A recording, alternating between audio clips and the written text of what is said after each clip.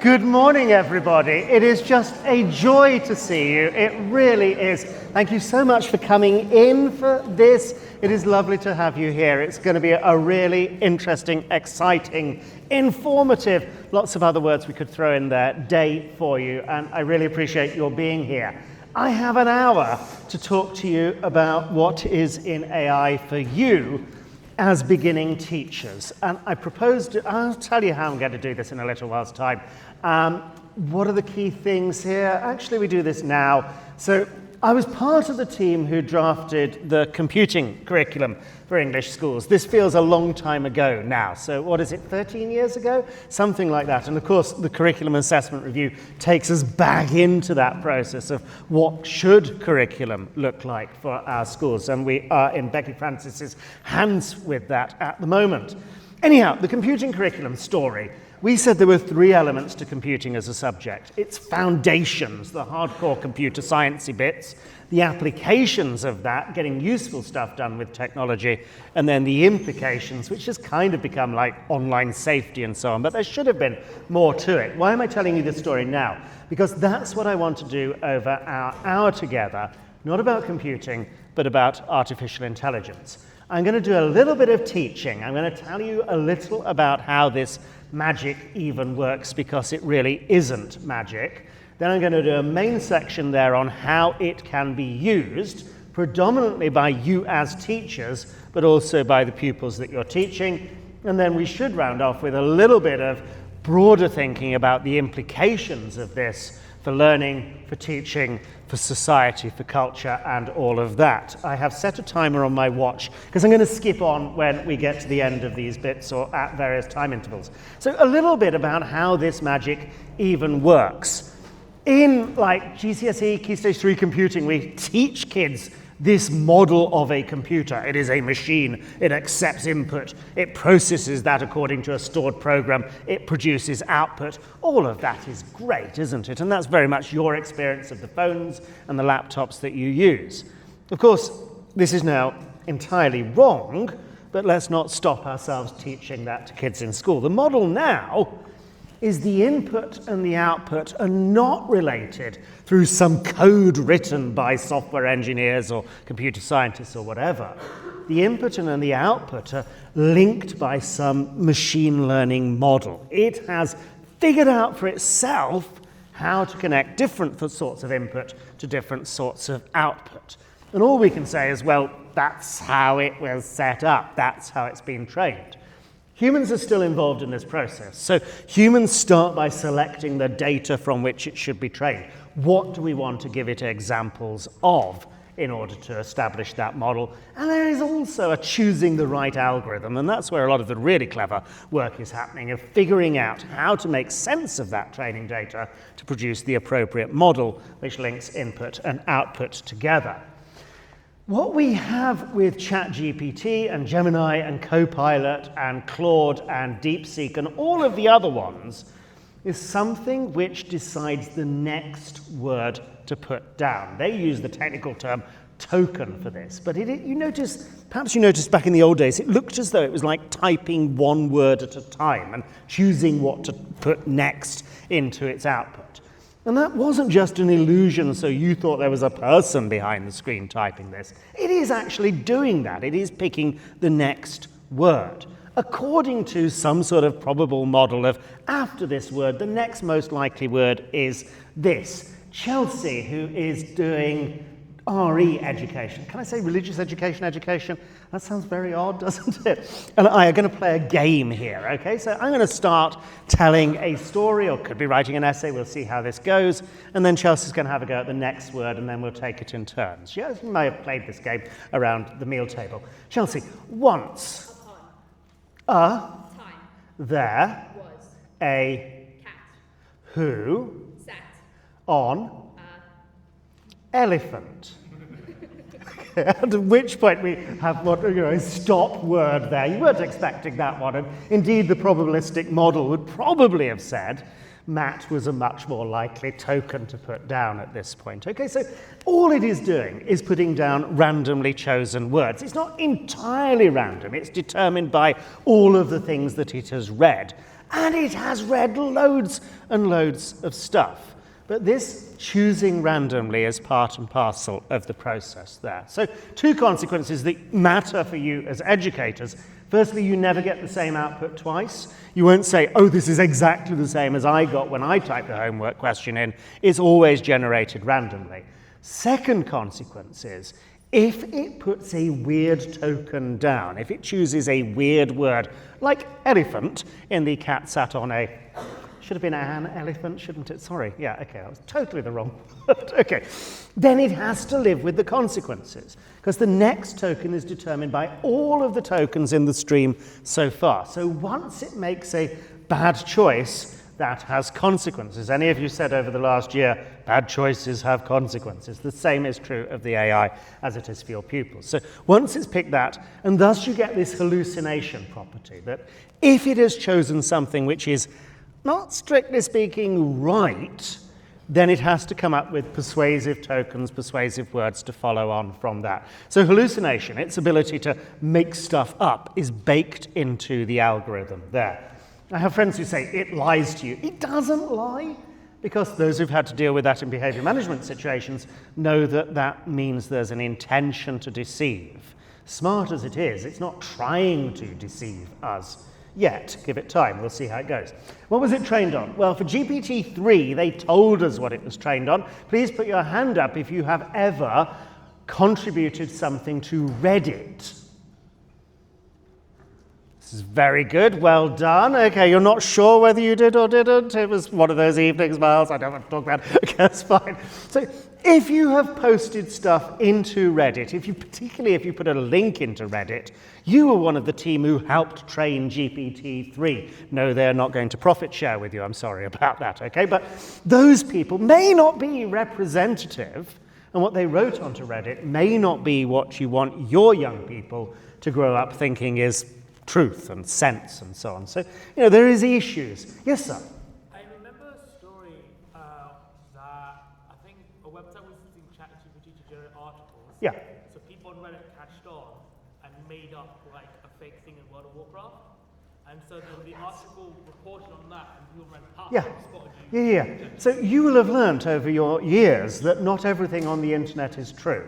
Okay, and so that it doesn't know what is truth. It has no model of external reality. All it is doing is, when people write, these are the words that they use. So it's not that it's making stuff up, although it does. It's that the training data includes stuff that's made up. And there are issues around that. And I'm old enough to remember when we used to tell kids, you cannot trust Wikipedia because Wikipedia is made up by people. Actually, made up by people sounds like a really good idea at the moment, but Wikipedia was a big part of the training mix for GPT-3. So there are issues around all of that.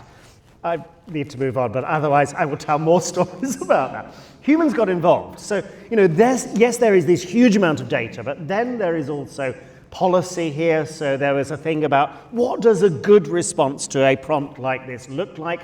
So humans paid at relatively low wages would give good example responses. Then there is the whole voting, is this better than that? And that's still happening. Sometimes you see the little thumbs up, which of these 2 responses do you like best? You choose. And then there's also a whole layer there about what should it do? There are policy issues there as well. And so, there should be rules about, yes, it could just put down tokens in order to give the recipe for making a bomb or something, but it jolly well shouldn't do that and should be able to tell if you're trying to con it into giving you information, which it jolly well shouldn't. So humans are involved in this as well as just what the training data says. That was GPT-3. When they released GPT-4, which is utterly awesome, the technical report that came with that said, this report contains no further details about the architecture, model size, hardware, training compute, dataset construction, training method, or similar. So whilst they were OpenAI were reasonably open about how they did GPT-3, by GPT-4, that's our trade secret, we cannot tell you this. So we're kind of just taking on trust that they've got the training data right, they've got the right policies, and have done their job well with this. And I don't know how you feel about that. How do you feel about these guys, typically isn't it, who run OpenAI, choosing all of this text for you?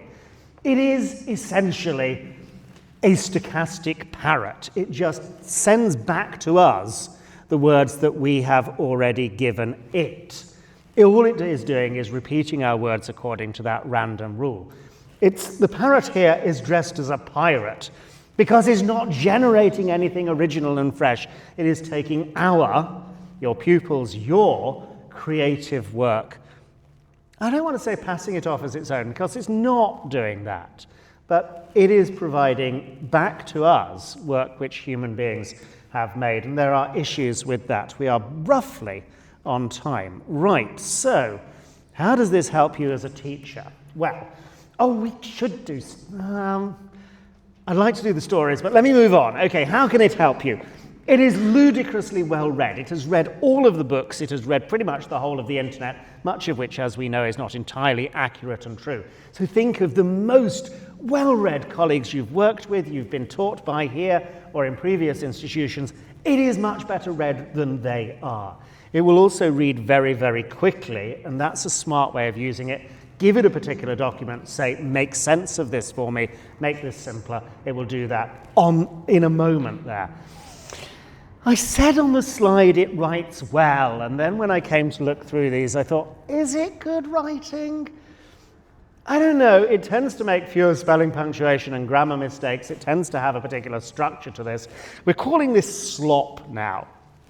And so there is a sense in which you can tell, if one of your pupils passes off something generated by the machine, you know that that's not their original work. And it's not really about, it is much better written than they would have written. It has a certain style to it. And sooner or later, you become quite good at detecting that style. There are ways around this. You can prompt it, you can give it examples.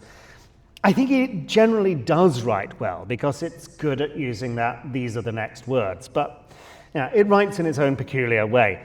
It is very good at taking on a different persona. Its default is helpful assistant. That's not always entirely helpful. So if you want it to role play as a famous literary figure, somebody was talking about Animal Farm, and you get it to take on the role of and discuss current contemporary political issues from the perspective of Napoleon or whatever. It will have a go at that, I'm sure.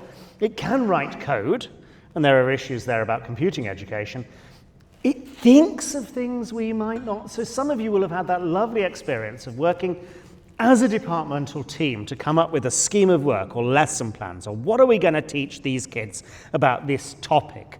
And the other people sat around that table in your staff room or your departmental office will think of things that you didn't. It's lovely when other people do that for us. It can contribute to those conversations. It can come up with ideas that you or your colleagues might not have thought of themselves. You're welcome to reject its idea. It will not take offense. Not yet, at any rate. But it comes up with other thoughts. And as I say, its default persona is helpful assistant. It doesn't have character or values other than that third column of what it has been told in terms of policy. So given the choice between being helpful and being truthful, it is programmed to be helpful. There are occasions when that isn't entirely helpful. Be aware of that. Get your pupils to be aware of this. I think everybody in the room should now be very familiar with the 8.5, 9 teacher standards of what you as a teacher now have been assessed as being able to do. Yes, you can do all of these things and indeed do uphold public trust in the profession, which is important. I don't think you see that there is no mention of being able to use technology on this list of things. I was in Belfast yesterday talking to Northern Ireland teachers and was astonished to hear that their teaching standard 11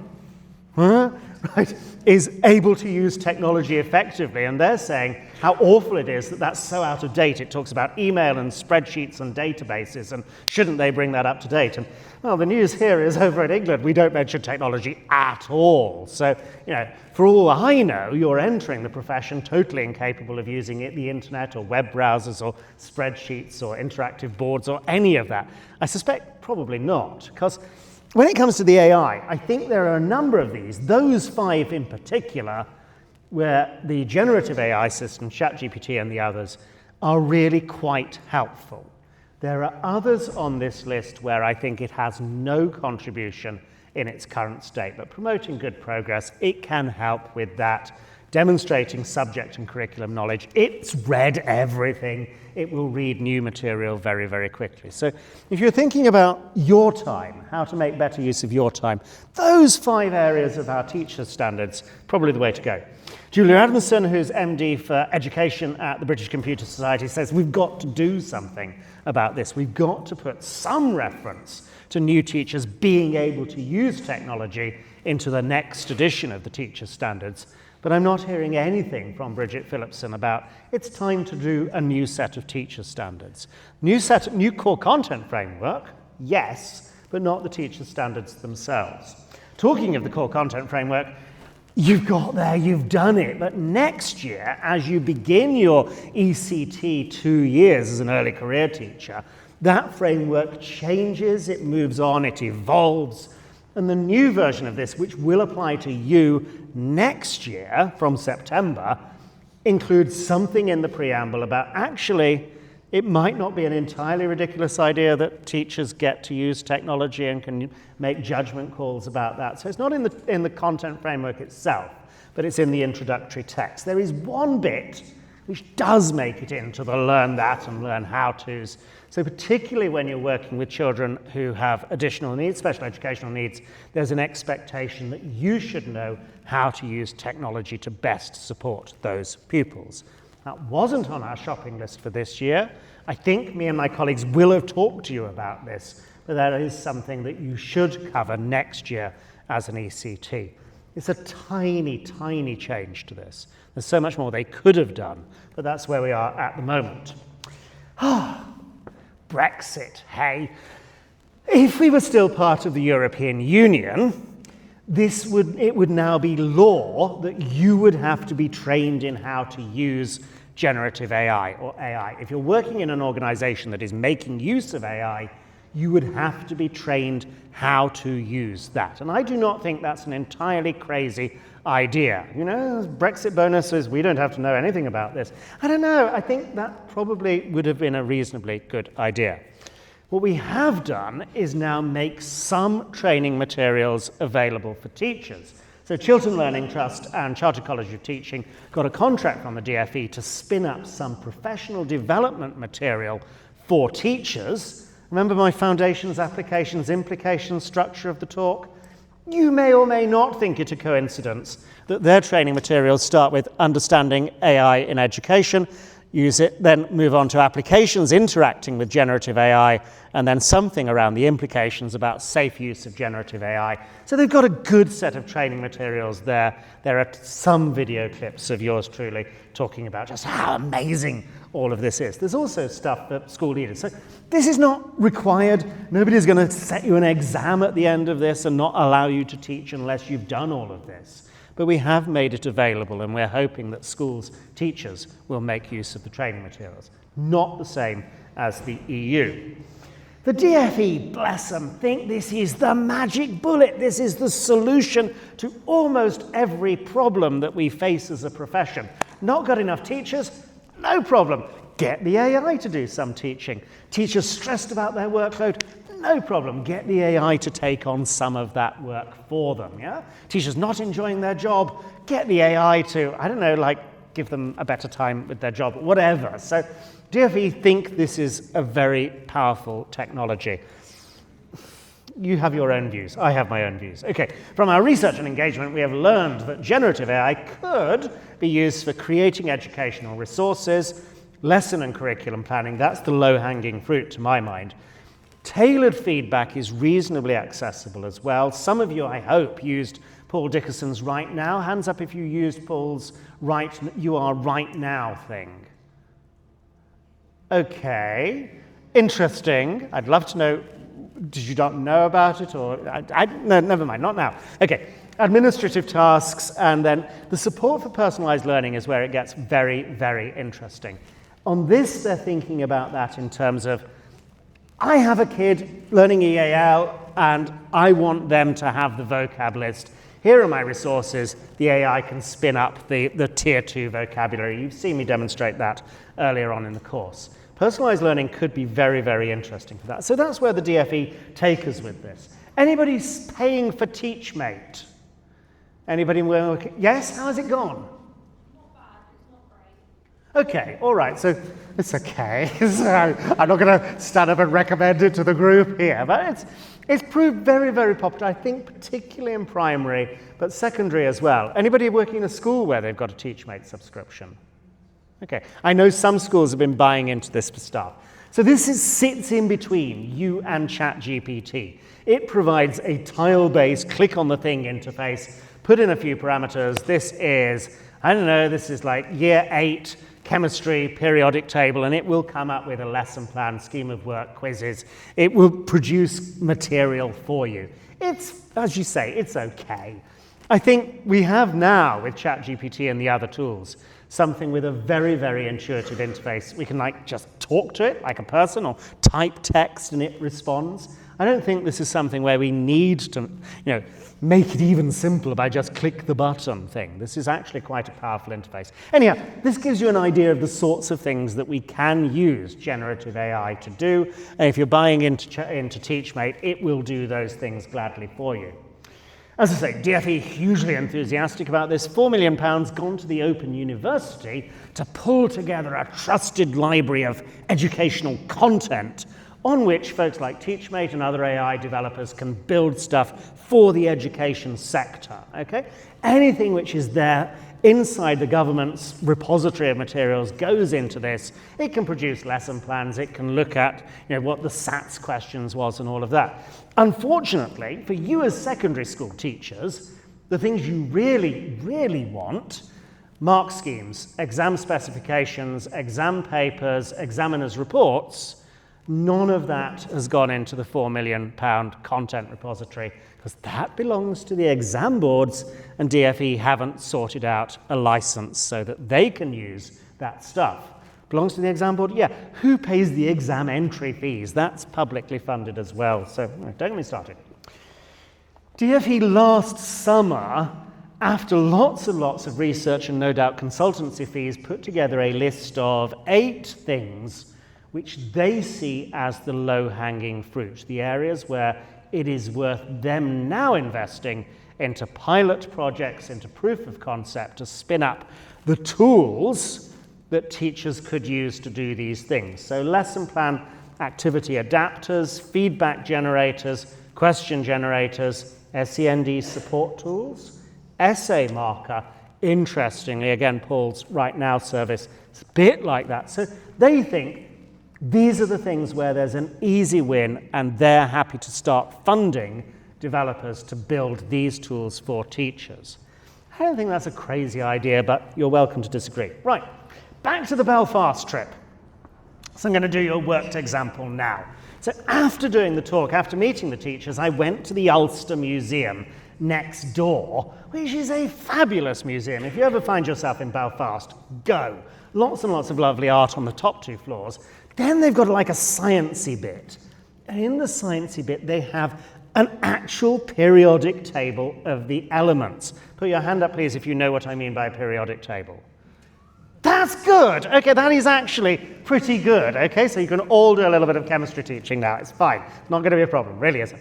But the one they have there has the element itself, not for all of the really dangerous radioactive ones, but there's a little bit of gold foil in the place where gold is. There's like a little blob of mercury. It is a gorgeous, gorgeous thing. So my worked example about lesson planning is inspired by the periodic table there. So I've attached Key Stage 3 of the National Curriculum suggests some specific learning objectives for a unit of work on Year 8 on the periodic table. Notice I'm not saying, give me a lesson plan for teaching kids about the periodic table. I wouldn't do that to my computing trainees. I hope my colleagues haven't done that to you and just said, write a lesson plan. There's a process we walk you through to get to the point of writing a lesson plan. And it might start with what's on the exam spec, what's on the national curriculum. So that's what I did with the AI. So here's the national curriculum for science. Tell me what the specific learning objectives are. It's, identify the layout of the periodic table, periods, groups, differentiate between metals and non-metals. I think this is making a good start to it. The science teachers at the room will say, oh, it's rubbish, Miles. It really is. I could do better than that myself. Okay. Then I do the thing which it's rubbish. What are the common misconceptions for Year 8 pupils on this topic? Periodic table and related concepts says randomly organized. No, it's definitely not. Might confuse the periods and the groups. I think that is often a misconception. Some of this is about vocabulary. This guy is doing all elements are equally abundant. I don't know. I think the kids have probably realized there's a lot more iron than gold or platinum, but probably not. But okay. And then there is this thing over in science education about these 5 E's. It's one approach to planning science lessons. And it starts with engagement. Engagement is absolutely key to this. So I say, are you familiar with this 5 E's approach to science planning? Oh, yes, of course I know about that. Widely used instructional model in science education, promote active and inquiry-based learning. I'm loving this already. 5 phases, and it starts teaching me about this. Okay, use this approach, okay, to create an outline plan for a sequence of 12 lessons suitable for a Year 8 class, and it starts with Lesson 1, Introduction, Engage, Explore, Explain, Elaborate, and Evaluate. It's used this 5E approach. I didn't say, make me a lesson plan. I want a sequence of lessons. I want a particular pedagogic approach. I want to address the common misconceptions, and I do kind of want to cover the national curriculum because I feel like that's part of my obligation as an educator in England, yeah? So I've walked through a process not that different to what my computing trainees were taught to do when planning lessons themselves. And here is its sequence of 12 things. The gentleman with the spectacles there, quick glance, all right? You know, I'm not going to give you long on this. What do you think? It's all right. The thing is that this is sort of redundant because most schemes of work will have this in. Oh yes, absolutely. Of course it is, yeah? So is it better or worse than a scheme of work? This 5 E's approach may not be in all schools' schemes of work. I don't think it's universally adopted. So, but your point is well made, that we have actually had people who know about chemistry writing schemes of work and producing textbooks. It's fair point.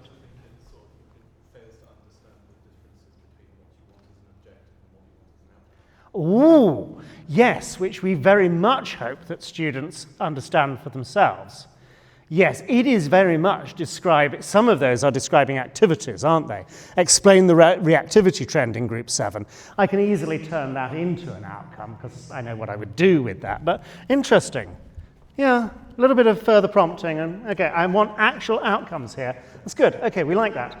And the thing that I loved about this was one of the issues we have around science education is they don't get to do the practical works, risk assessment and staff and lab time and all of that, and it ends up being often taught as a very dry subject, perhaps very effectively taught in that more theoretical way. So it actually dived in there and said, heat small samples of magnesium, iron, wool and copper in a Bunsen flame. What could possibly go wrong with that? You know, it's very much like the risk assessment to be generated. Anybody had to make knowledge organisers this year? Did you not thoroughly enjoy that? Wasn't that like the best, the highlight of the year? Absolutely thrilling. If only we could have given you credit for this. So it will happily, from all of this topic, produce a knowledge organizer. Can I have this as a Word document? And of course it will do that, so I can start the formatting up. I'd like an end-of-topic test for the whole unit, include some retrieval questions, others which test pupils' ability to apply their knowledge, think scientifically. Please use the guidance on Standard 6 from the ITT framework. Again, retrieval augmented generation. I want it to follow this approach. Do your best with that. And we've got plan an experiment to compare the reactivity of 3 metals, magnesium, zinc, and copper, with dilute hydrochloric acid. And again, I leave as an exercise for the room. What could possibly go wrong with that? Then you've got the flipped learning thing. Has anybody tried flipped learning this year? Thank you. Olivia, how did it go? Flipped learning. You said flip. Flipped learning. Yes, so the idea that the student does the team. Is that So let me explain what I think it means, and then you tell me, no, Mars, you're totally wrong about this. So generally what we do is we introduce the thing at the beginning of the lesson. We'll set them some work. We might discuss this. I think in your subject you will discuss these things. Flipped learning brings that introductory bit where it's really hard to get their attention and keep their interest before the lesson. Here's the recording. Watch the recording. You can make the recording, or there are apparently lessons on YouTube for this sort of thing. Then you bring them into class and you get to go straight into, let's chat about this, let's discuss these big ideas together. no? Then I think my mentor might persuade it. Okay, not what we mean by flip my learning miles. No, the problem, it sounds lovely, doesn't it? Your problem with this is that they never watch the video. Unlike Roehampton PGCE students who are always very, very good at always doing pre-reading for both professional studies and their curriculum subjects, many pupils in secondary school don't do the pre-reading or watch the video first. It turns out my solution, or the AI-inspired solution, is give them the quiz on this. Many of you will have had to do a little do now, retrieval practice thing at the start of your lesson. Why not make that the quiz on the video or the pre-reading or whatever? So I said in my prompt, make me a quiz on this video in such a way that somebody who'd not watched the video but just happens to know lots about this or can do multiple choice questions could not get this right. And it, I think, does a reasonable... Sorry, we don't need to watch it? No. I then say, give me this as a PDF. Once I have it as a PDF, I can ping it to Microsoft Forms and say, turn this into a quiz that I can put inside Teams or whatever. So my little 5-minute do now is, scan the QR code. No, they can't scan QR codes. As if they have one of these, steal their soul or something, won't it? But, they can, get it through Teams. They answer the questions. You know who's actually watched the video. And then if nobody has watched the video, you've still got to teach the whole lesson, just as you had planned to do. Anyhow, I said that there was this, trusted content library that's been spun up. Some of you would know, I don't know, Oak National Academy, does that mean anything to anybody in the room? Okay, I'm getting nods. Okay, so during the pandemic, government got a group of teachers to produce content for all of the schools. And I don't think that was a crazy idea. The teachers they chose had a particularly, traditional didactic approach to curriculum planning, for good or ill. And so the lessons from Oak feel somewhat wooden in some ways. There's a thing going on there about we split each lesson into 3 20-minute bits because you can't really keep everybody's attention for a whole hour. How's that going, Miles? And now they've got this library of lesson plans and quizzes and slides and all of the rest.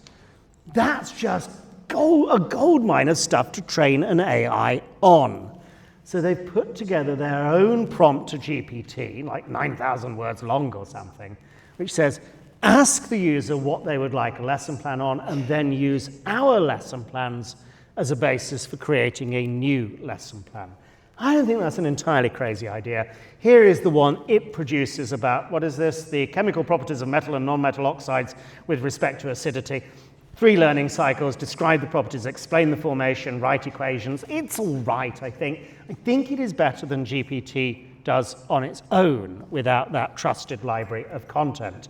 It will also produce for you really quite dull slides, none of which include any pictures, but there are ways of adding pictures to these, as you know.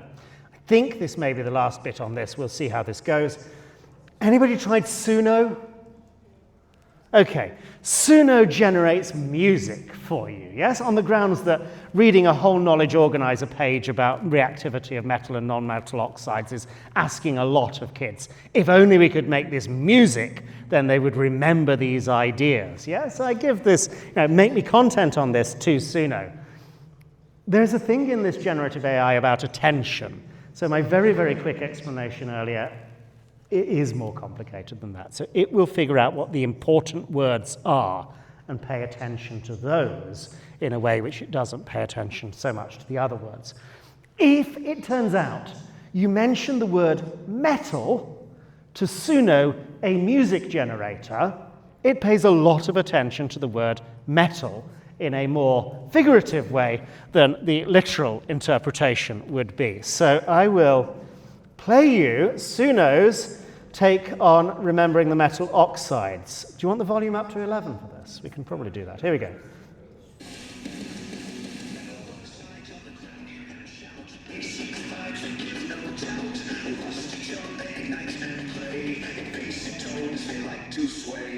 I'm not entirely persuaded that that is going to make that content much more sticky, but your colleagues in the labs nearby are just going to have a whale of a time when you play that to the kids. Oh, and then they could sing it in assembly. Okay, not quite the last bit.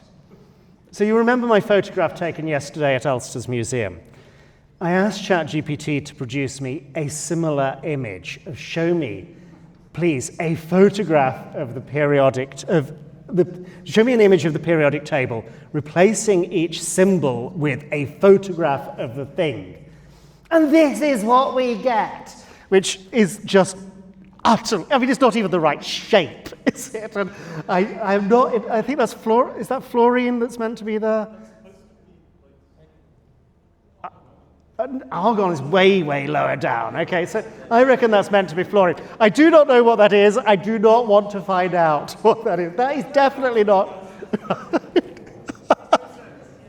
It's just gibberish. It really is. So do not trust it. It does make stuff up. It has produced for me a periodic table of some chemicals. This has and a picture of some chemicals. Anyhow, right, how are we doing?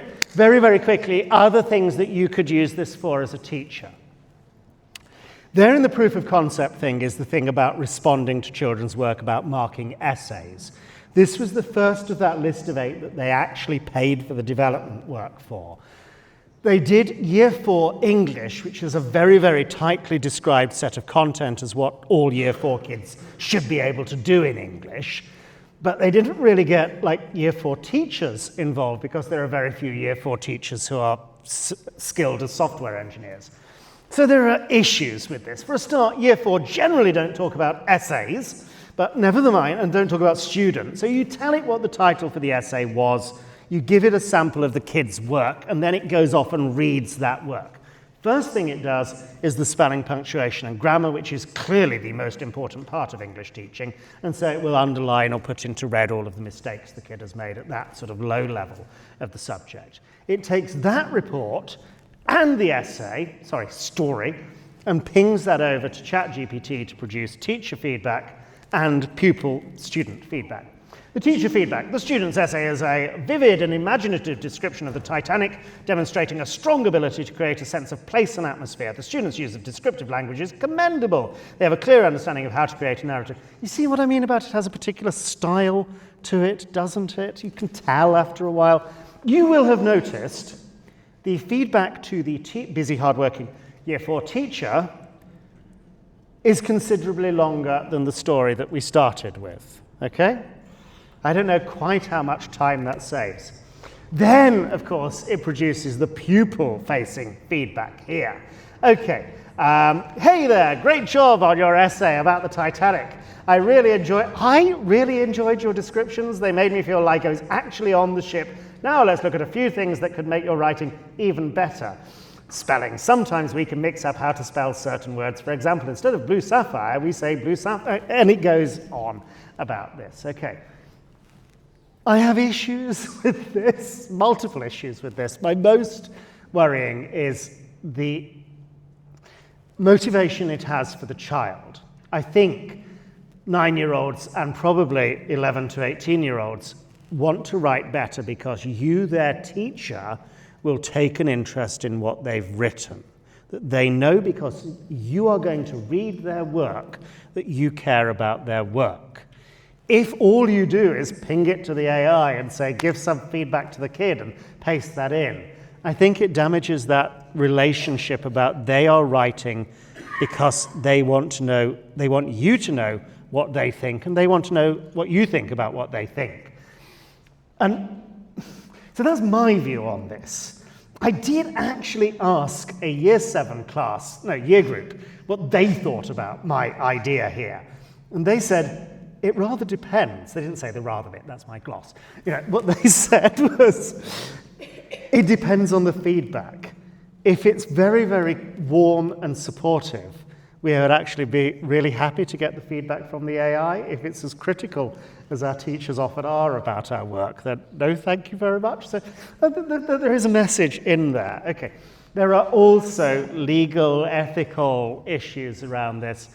Ofqual, our regulator for assessment, is very, very clear that when it comes to high-stake public assessment, GCSEs, A-levels, the exam boards are not allowed to go anywhere near having the AIs grade their essays. There has to still be a human in the loop for that high-stakes, life-changing assessment of their work.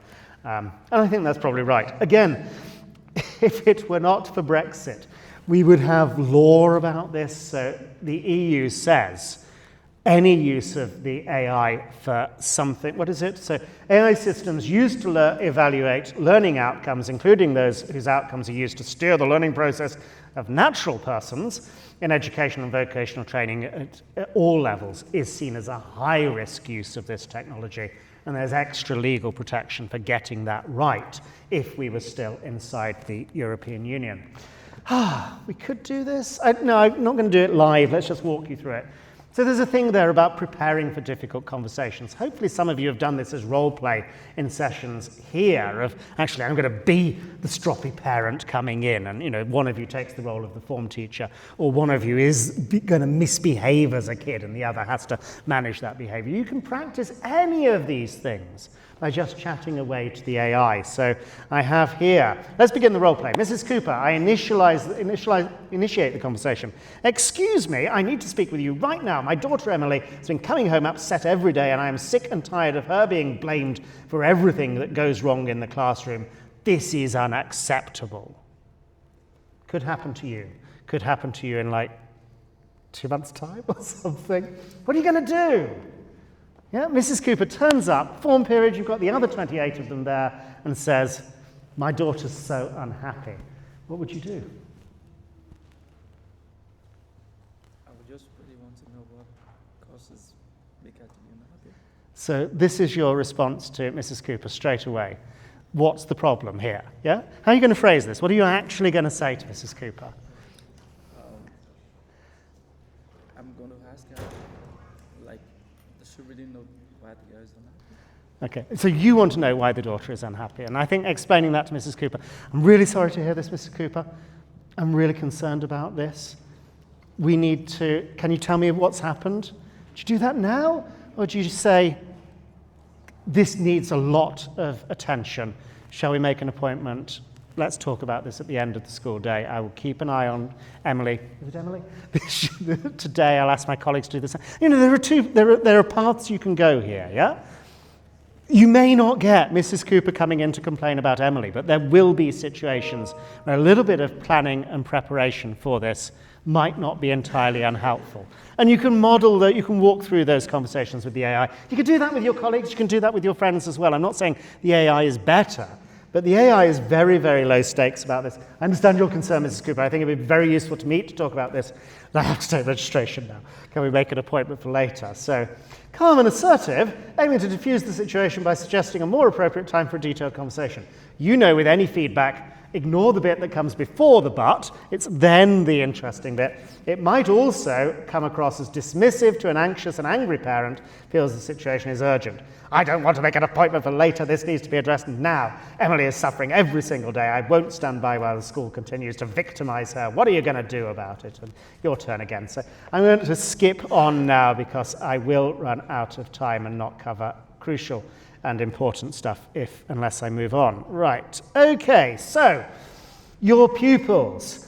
Anybody have the story to tell here about how their pupils have been using generative AI over? Yes, sir, right at the back of the room. Loud assembly voice, please. I had quite a few students use AI to do their homework, and it's really, really obvious. But just for the benefit of the doubt, I used several AI checkers. Yeah. And then I emailed them, and I've emailed them screenshots saying, look, it's come back as 100%. Yeah. And I actually talked to one of them because one of them is like a very high ability student, and she doesn't really need to use it at all. And I just had a conversation with her after she apologized. And I said, you could do a much better version if you just yourself to it. I like that.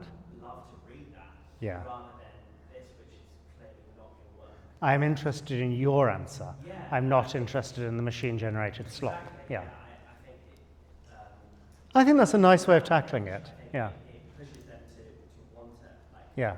do it rather than just be like, oh, here's the negative or here's the Yeah.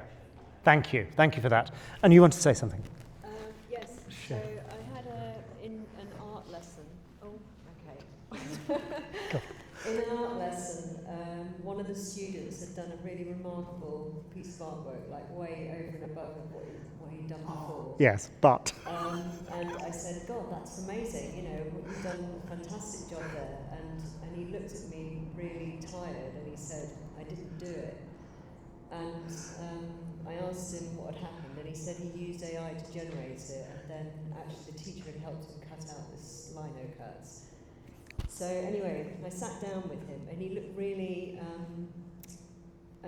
upset that he was getting recognition for something that wasn't really his.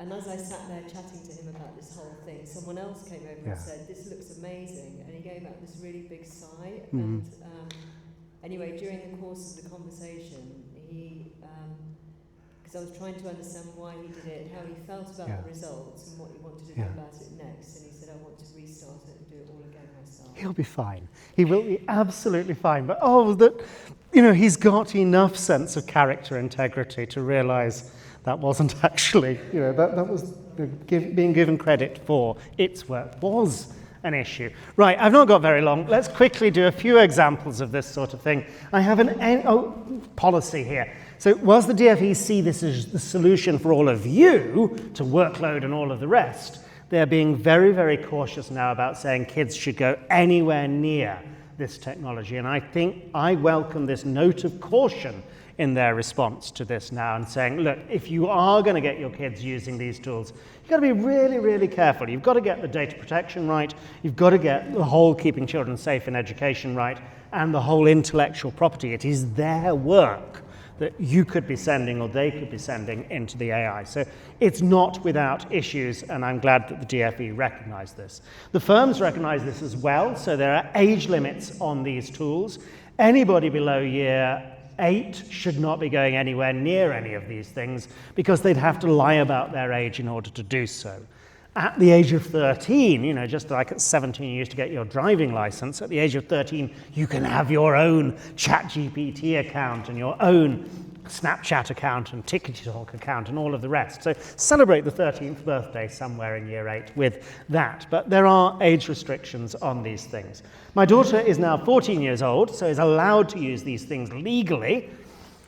She's using the whole laptop thing and taking notes, so her teacher gives her the lesson slides, and she writes notes on these, and she does a pretty good job of these. She can ping those notes on this lesson about star formation over to ChatGPT and say, what have I missed out? Where are my misconceptions here? She can do that to her teacher as well, of course. But ChatGPT is very, very good at reading through that and giving detailed feedback on that when many hard-working teachers might not have the time to give that sort of detailed misconception analysis to a set of notes there. Oh, biology. So they give her, she's dyslexic, which is why she's allowed to use the laptop. They give her 30 pages of revision notes for a 45-minute biology exam. This seems excessive, yes? And, how much content can you cover in this? She has parents who are into the tech and so on, so we take those revision notes from her teacher and paste those into Notebook LM. Sorry, I'm going to open it and try and get the audio version of this running as well. I think I might need to make it larger. Let's load the thing. I'll come back to it. So we give it this note. It produces the podcast version of this, which I try and play you in a moment. It then will create for her 2 pages of revision notes, distilling the key points from 30 pages of revision notes. It will also produce for her a very, very useful quick revision quiz. If she can answer these questions, then she's likely to do pretty well. We did that as her parents. Do you not think her science teacher ought to have done that for the whole class, of producing the much more simple, lower cognitive load version of this? I'm hoping the podcast is loaded. Here we go. So it then has the audio version of this as these 2 incredibly enthusiastic American accents talking about this. All right, so we're diving into some biology notes today. It looks like some really interesting stuff. Camouflage, animal senses, hormones, and nutrition. Should be fun. Definitely. It should be a good deep dive. Yeah, definitely. Okay, so first up, camouflage. I'm not going to play you the whole thing, but that's what she can listen to on her thing on the way to and fro school and get really well prepared for this. And again, her science teacher could easily have done this for her. This isn't just about science. This does work for other subjects as well, by the way.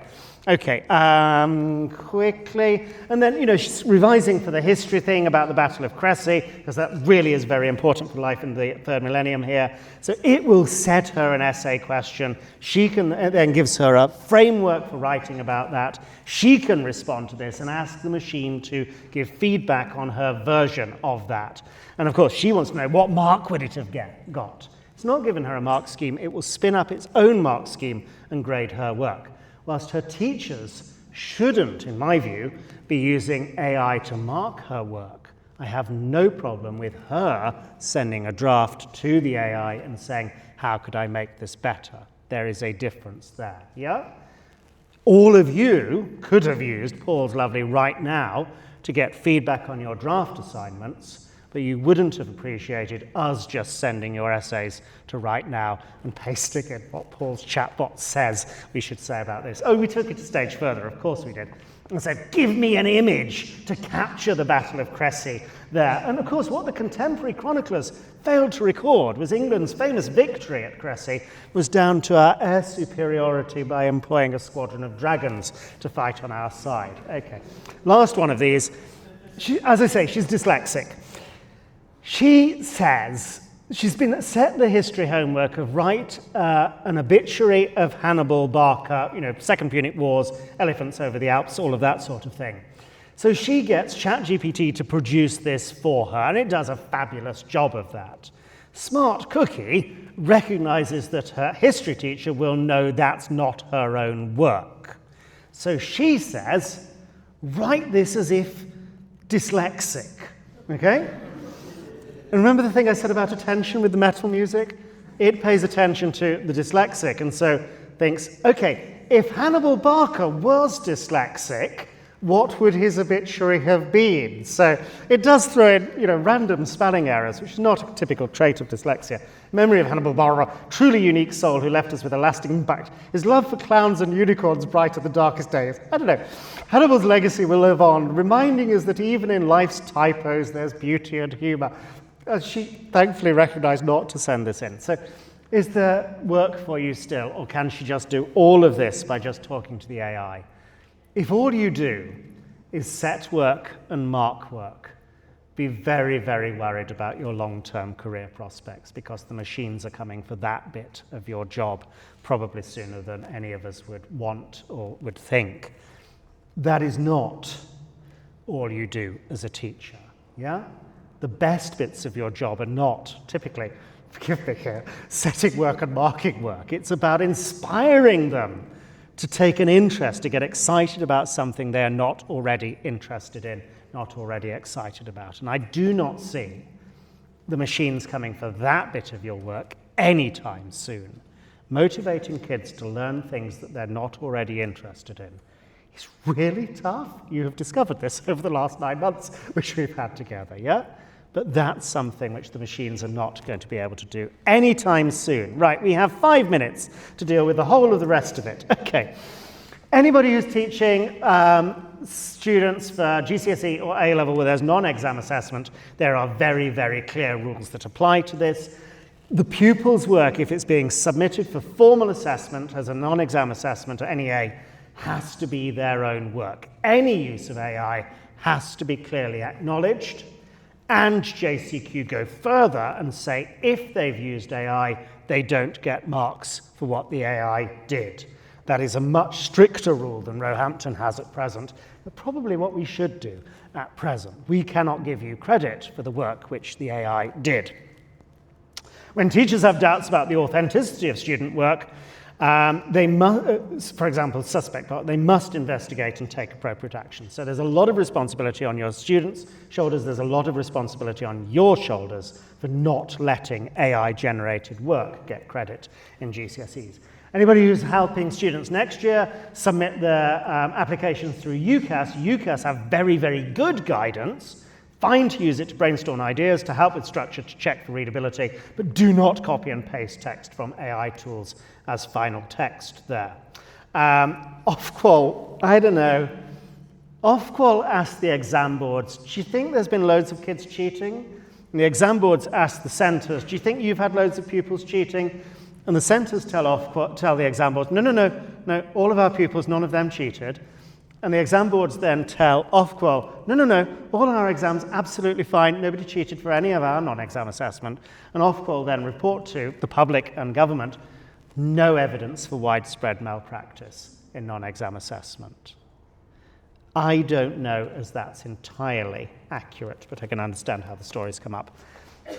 Friends at Ofsted, I thought I was supposed to get a cheer. Never mind. Okay, friends at Ofsted have rules about this as one of the state's regulators. The one I draw your attention to here is appropriate transparency, that we should, as teachers, be honest about when we're using these tools, just as we would expect our pupils to be transparent and honest about when they're using those tools. I am teaching you an AI-generated lesson plan. Let's see how that goes for your engagement. Really, folks, okay. The bias. We talked about this earlier, I know, but on the left-hand side of my screen there is show me a picture of a computer scientist. On the right-hand side, show me a picture of a computer programmer. What do you notice about the 8 people shown? They are all white male, and they're also all wearing spectacles because of staring at a screen all day long. But yes, this is not how computer scientists and programmers are, but that's what the AI has learnt from the images it has found out there on the internet. It perpetuates bias unless that right-hand side of the policy tells it not to do so. If you ever want to know the difference between a computer scientist and a programmer, programmers appear to have beards. This worries me more. So this is show me a picture of a child programming a computer, show me a picture of a teenager programming a computer. And whilst I am bothered by the gender bias here, I'm more bothered about the gender bias in this picture, because if you can't see yourself doing this, it's really hard to want to do this. And then just for other things here, show me a picture of a physics teacher on the left, show me a picture of a biology teacher on the right. I don't know. I don't think all of those are particular. What is this? What is she doing with the? I don't know. I mean, it's like, it looks like something out of Alien. It really does. But is it me, or is this actually the same gentleman as this? Is this because you have the same person teaching you both biology and physics? Because it's all just science, isn't it? Last time we talked about this, somebody who was sat over there said, "Do you not worry about the environmental impact?" And of course, I worry about the environmental impact of all of this. This is a lecture which has a carbon cost to it. It's hard to get hard data on this. We don't really know, and there are very large figures and then there are very small figures. But just as when we had the internet in school, we did a thing about, you got to think before you click, what are the how do you know that this is the right thing to click on? I think we need to teach, you need to teach your pupils to think before they click on the send to ChatGPT. What are the consequences of doing this? Part of it is carbon cost.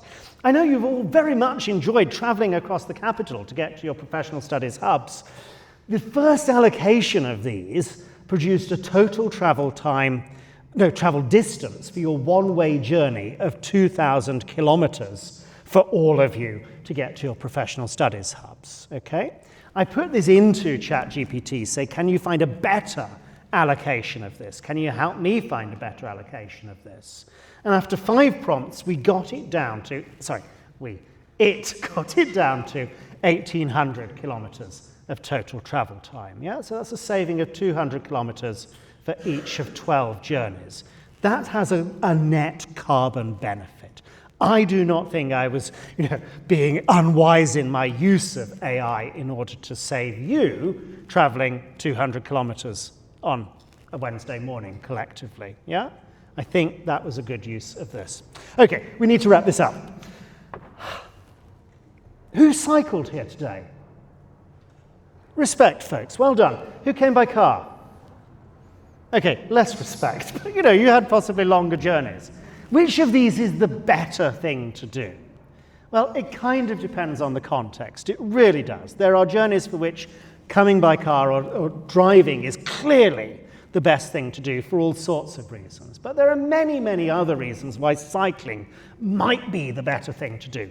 It is better for the environment, of course it is. It's better for you as a person, as well, yeah? You're not going to get particularly fit by just sitting in the car and driving, yeah?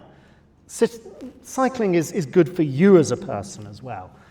And then there is also the other people consequence. You know, you're all, I'm sure, very, very good drivers, but the risk of you injuring somebody else is much greater if you travel by car than if you come by cycle. Being injured yourself may be another matter, to be fair, but, you know, the analogy is there are times when using the technology well is entirely appropriate and entirely wise. There are other occasions when being able to do it yourself really does matter. Where is the slide I will show you before we stop? This one. So, Willingham and memory. So why don't children like school? Here's how you should think about memory. It's the residue of thought. The more you think about something, the more likely it is that you'll remember it later. We have made you write schemes of work, we've made you write lesson plans, we've made you write quizzes, we've made you mark kids' work and all sorts of things, which I just revealed to you on almost the last day of the course. Oh, you could have got the machine doing all of that. That wouldn't have helped you become the teachers that you have now become. It's because you did the work yourselves that these skills, these craft skills that you as a new teacher has, will stick with you into your, I hope, very, very long and productive and meaningful and enjoyable and rewarding teaching careers. Thank you very, very much for listening this morning. Thank you.